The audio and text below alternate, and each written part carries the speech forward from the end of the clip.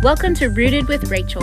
My name is Rachel Boucher, and this is where you'll find fresh joy for your journey. If you have ever experienced love and then known the loss of that love, you are familiar with the unimaginable pain this leaves in your heart. Or maybe you long for love and hold that empty space of not having that need met yet on this earth. How do we remain faithful when we go through loss and waiting? How do we speak sincerity into the sorrow? Luke 2:36-38 says, "And there was a prophetess, Anna, the daughter of Phanuel of the tribe of Asher. She was advanced in years, having lived with her husband 7 years from when she was a virgin, and then as a widow until she was 84. She did not depart from the temple, worshiping with fasting and prayer night and day. And coming up at that very hour, she began to give thanks to God and to speak of him to all who were waiting for the redemption of Jerusalem." Anna had experienced the pain of loss and the pain of waiting. Her name means grace. She knew love and loss. But yet in her silence, she did not withdraw from God.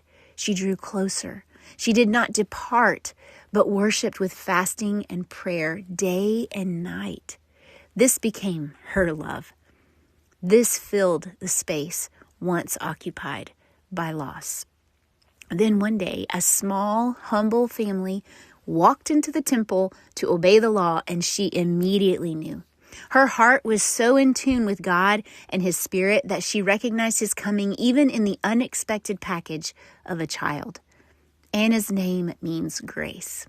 As she laid her aging eyes on this tiny infant, she was so confident that even as she was walking toward him, her heart overflowed with thanksgiving, and she speaks of grace.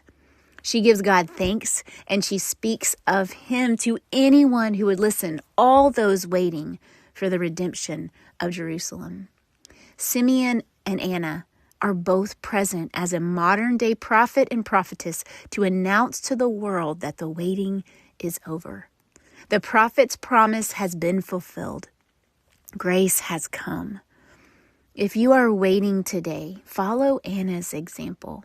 Don't allow this season to draw you away from God, but instead allow it to draw you closer to his heart. Worshiping in the waiting keeps your heart so in tune that you recognize his work immediately, even though it might be packaged in an unexpected way. We don't ignore the reality of the hard, but we speak sincere truth into the sorrow. Give thanks to him for every glimpse of grace you see in your life and in others. Speak of him to anyone who would listen. Speak of his goodness, even in your waiting. Speak of his faithfulness in your pain. Speak of his love that never gives up. Speak of his hope that fills the empty places in your heart. Speak of him to all those who are waiting. Don't allow loss to steal your voice. Carry this breath prayer in your heart today. Breathe in, "Jesus, you are the gift of grace." And breathe out, "Even in my sorrow."